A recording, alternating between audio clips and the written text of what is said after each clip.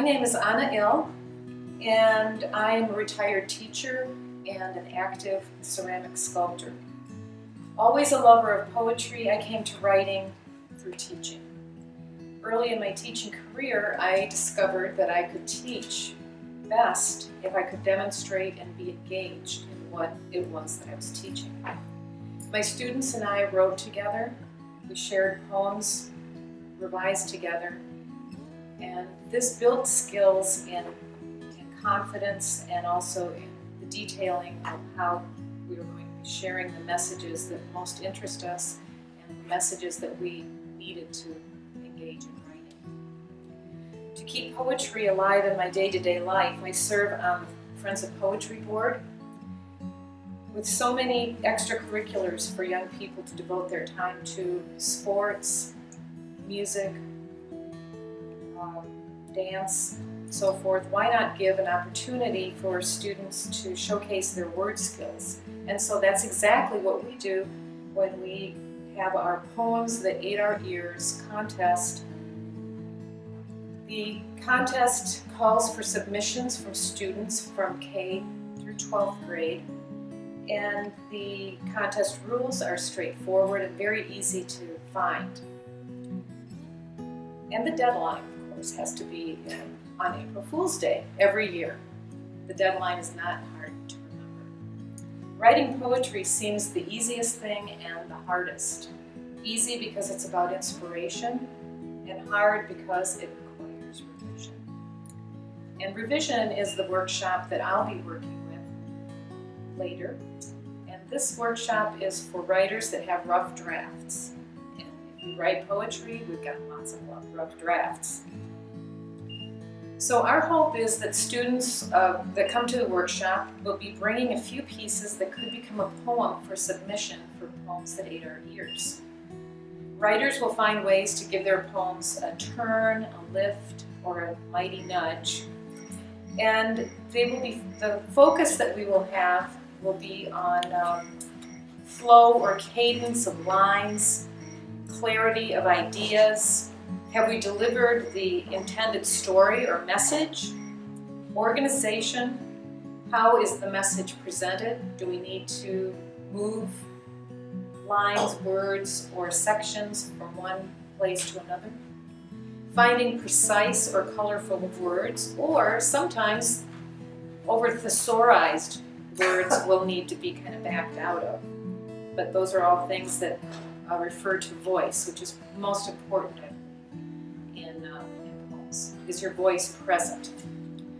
So depending on the needs of the writer, I will have paper and pencil tools, rubrics, word lists, revision, questions, and we'll also have the opportunity to work with other writers on peer revision as time allows.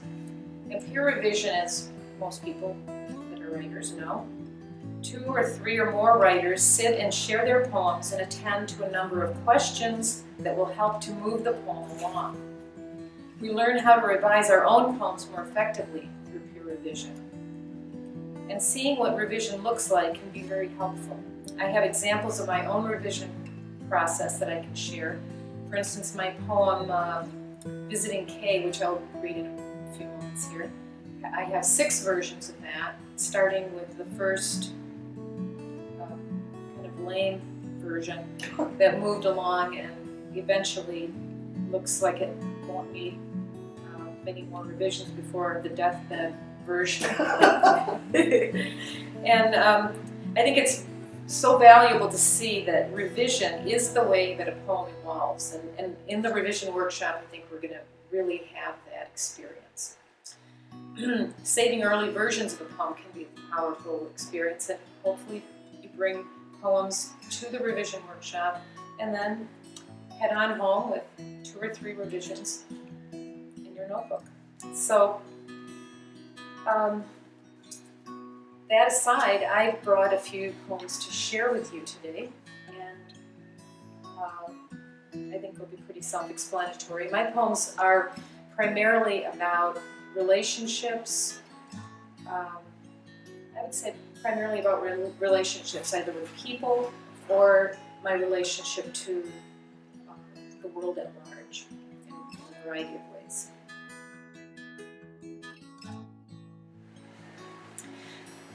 Laughing time. Eyes still clouded, cheeks round, rosy, smooth. Hands clad in translucent gloves of newest flesh. Fingernails, astonishing miniatures. We roll on the clean quilt after all the morning chores are half completed. Last Wednesday, her first laugh erupted. It interested us both, and we started our first conversation. Laughter originates in the belly and flies over her tongue. I surprise her, and she delights in those sounds. She hears what her voice can do, pulling from ancient origins, Slavic, Indo-European, Finno-Ugric, Germanic. I encourage this exploration by calling back to her. There will come a choosing of language, a pruning and perfecting of sound and meaning. What are things called, really? What do we have in mind exactly? I turn to her, raw wisdom, changing face, my mother's turn of wrist, choreographed by a more delicate hand, and we continue to find our voices.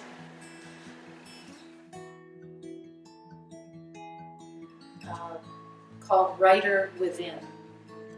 Good Night Moon, Owl and the Pussycat, Latvian folk songs, words for the rocking chair at nap time before slumber at night.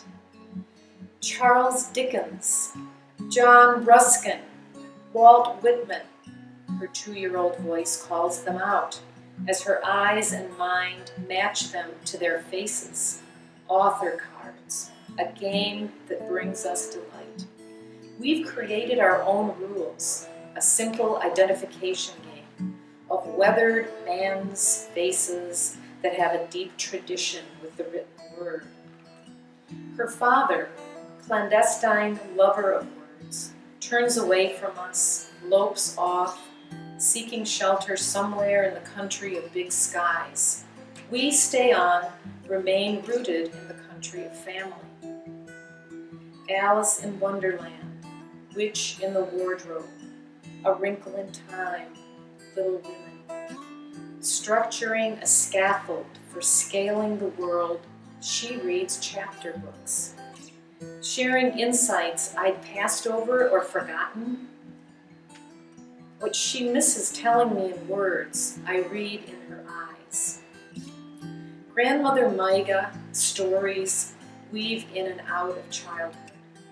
In heavily accented English, Maiga spins the tales of Latvia, great-grandfather Arturs, little Rita, Ilguns and Omen all come to life as twilight sneaks in the window when I am away.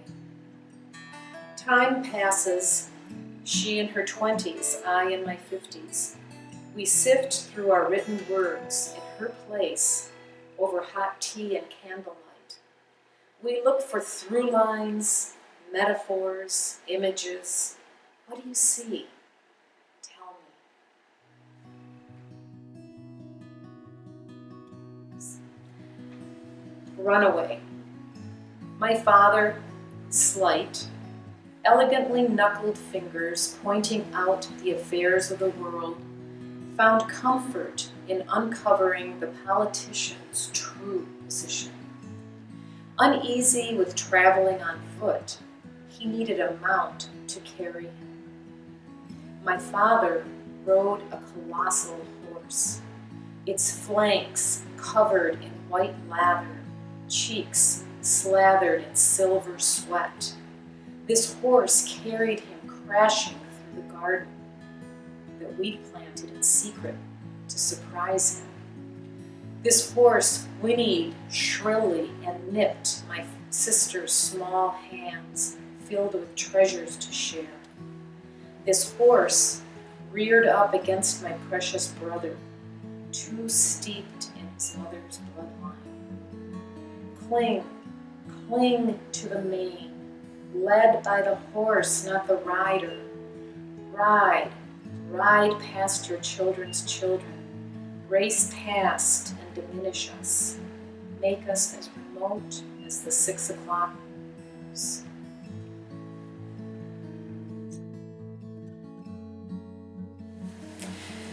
So this one is entitled Visiting Kay.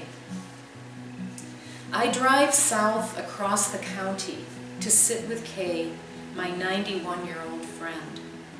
Blue-eyed with a crown of white hair, her gift is cracking open vivid truths. Love? It is something fiercely rooted in us. When we cover our darkness, we come to be more afraid. Memory comes to bring us wholeness. It is a cool and sunny afternoon in May, in the season that seals the fracture between crisp spring and succulent summer. This stretch from Kalamazoo to Three Rivers is familiar to me. Now it takes me to Kay's room, where we will spend our conjuring hour. Above the highway, I notice birds and the drifting clouds which interrupt the lighted blue sky. Flaxen butterflies float. Their shadows fall across the black roadway.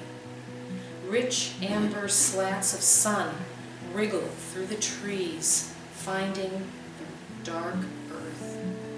Like sighs of God, the mountains of cloud recline on the piney woods.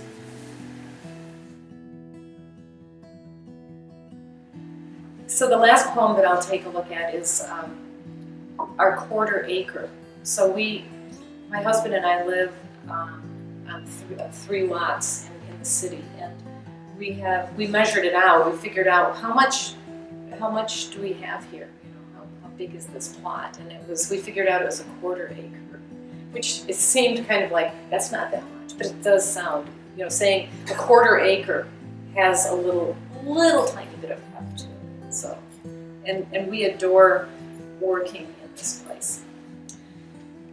Our Quarter Acre.